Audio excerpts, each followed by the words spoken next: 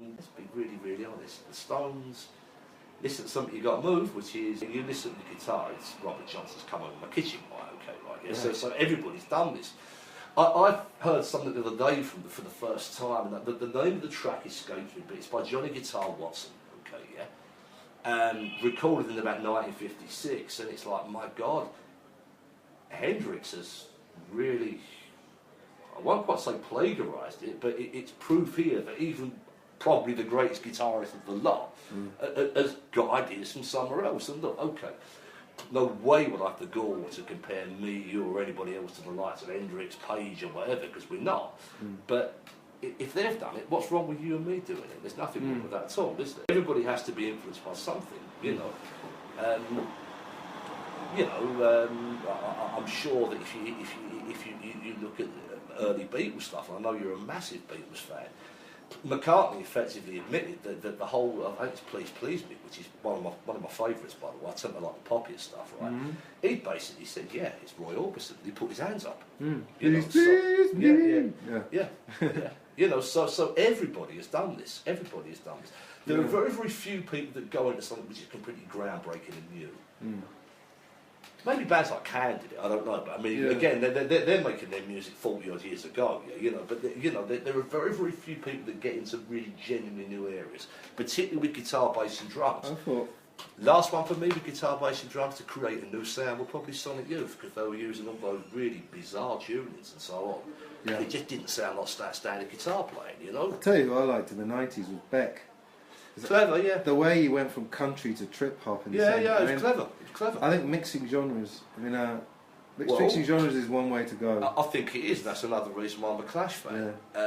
Another band that did that. The trouble is, for me, they're very hit and miss about the way they do it. Primal Scream. They always hop genres as well. Yeah. Sometimes it worked for me. Sometimes it didn't. Chemical Brothers had guitars and their stuff. Yeah. Radiohead went the other way. Yeah. It can be done. It can be done. I mean, for real genre hopping, I mean, I'll come back to the Clash again, Sandinista. I mean, it doesn't necessarily completely work, right? Yeah, there are certain things on it, or maybe you shouldn't have done, right? Yeah? But when you're listening to this, and you're listening to, you know, tracks which are, you know, effectively rock or punk rock or whatever you want to call it, but you've then got things on there that have got a rockabilly angle and a reggae angle, and there's a soul angle and there's a funk angle. There's even a gospel angle on the Sound of Sinners, right? Yeah, you got Let's Go Crazy, which is calypso. Now, that's just off the top of my head. How many genres have I mentioned there? Yeah. Let's not forget as well, Magnificent Seven. You know, they were probably the first English band to tap into this new sort of rap hip hop thing. So Blondie had done it on Ratchet, but of course Blondie are from New York, which is where it comes from, right? You know, they were probably the first English band to tap into this. And on that one album, you've got 6, 7, 8 genres at least. You know? I'm not saying all of it works, but it makes a lot more sense to me now than it did when it came out. Can you recommend any documentaries about that? There's one called The Future is Unwritten. Is I've seen that. That's good. Is that a good one? Yeah. Yeah, that's a good one.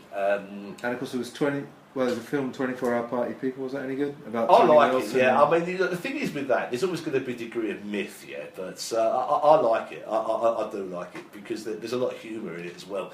And there's also a little game you could play, you know, Spot the Famous Mancunian, because there's so many people who've got cameos in it. Yeah. The real Howard Devoto's in it from Magazine Plus, right? Yeah, you know, Peter Martin Kay, Smith turns up in it. Peter Kay was not really a cameo. Manny from the Roses turns up in it. Yes, he does. He's playing on... I think he's playing on one of the bands. I'll tell you who else is in it. Paul Ryder, Sean's brother. He actually plays one of the gangsters. And I think John Cooper Clarke maybe plays himself in it as well. Or is that In Control? I can never remember. I was thinking, what's the future of music? I mean, if we were sitting here... Future's unwritten, I Very good. Yes. If we were sitting here in 100 years, you know, well, maybe the same age we are, or we could be 150, but... No, what would you envision? What would you envision people doing? I mean... Because I can see a point where, what else are you going to do, you know? Well, I mean... If you go back to the 1980s, there was a band, there wasn't even a band I particularly liked called Pop Will Eat Itself, and the whole sort of thing was, you know, about how it is literally going to eat itself, it's all going to get regurgitated and so on. A little bit of self-promotion here. One of the Red Telephone's newer songs addresses, you know, a certain issue, you know, because it all blends into one and now turns into then. because someone's put the clock back once again. Yeah, you know, that's the kind of hook to the song, right, you know. Yeah, I think unless the technology gets to a point where you can find new sounds, or somebody starts inventing completely new scales and modes or whatever of music and so on, you're probably going to hear the same thing over and over and over and over again. I mean, like new music, I mean, it's not really what I want to listen to, but I'll give it a tentative thumbs up just because it's come completely from the underground and so on. And again, we're not talking about new music, it's probably at least a decade old, what they call grime. Which people, you know, really, that's Dizzy Rascal and people, I think, will come out of that movement, right? Yeah, you know. But these are just young kids, young urban kids that have just basically got on with it, created and so on. I don't necessarily like it musically, but I'll tell you what, I'll give it a thumbs up just simply because it really genuinely has come from the underground. The industry hasn't supported this. Now, I know Dizzy Rascal went on to win a Mercury Prize or whatever and so on, but this is a rough kid from Bow in the East End of London who, you know, if his music teacher hadn't have spotted that the kid had talent, could well now be inside or dead. Yeah. And I know you touched on this in your interview with Porrick as well. There's the thing, a good teacher spotted something there and probably saved that kid's life, right? Yeah, you know. Forget the technicalities. He's got something, hasn't he? I mean, he's very, very good at putting words together and putting words together over music and so on, right? Yeah. But you know, a teacher spotted this, and basically, I think he was on the point of getting kicked out of school. But I think this music teacher said, "No, let him keep him here for the music class and so on, or something like that." Now, I know the education system. I know you touched on this. Well, we can talk about that now. Yeah. I'm more than happy to I'll give you my own example. Let's talk about it in relation to music, shall we? Well, again, I'll give you my own. I didn't pick up guitar till I was 23, right? Because I didn't have a lot of confidence about it and so on. And one of the reasons I didn't have a lot of confidence about it was as I think a 13, 14-year-old. The music teacher who was trying to get 14-year-olds to listen to Mozart when they, you know, preferred the Clash or whatever, like, you know, said, okay, those that are interested in learning guitar, there's going to be a guitar class every Tuesday lunchtime at whatever the time was, right, yeah? Those that are interested, can you come and see me at the end of the music class? So I thought, great, okay, I'm into the idea, you know? So I walked up, I said, yeah, Mr. Mason, I think his name was. Oh, he was crap with dandruff and dodgy moustache, but whatever, like that, you know. But anyway, yeah, I'm interested. What type of music do you like? I said, well, I like the Sex Pistols, I like the Clash, I like the Jam. And he said, that's not music. Bollocks. You're really, really, really on all counts there, because one, the most criminal thing about all that is that he basically, a kid who was keen, he's just slapped down. Yeah, and you should never do that. Yeah, you compare that to the Dizzy Rascal example before. Yeah, but then you know the pomposity of it. It's not music.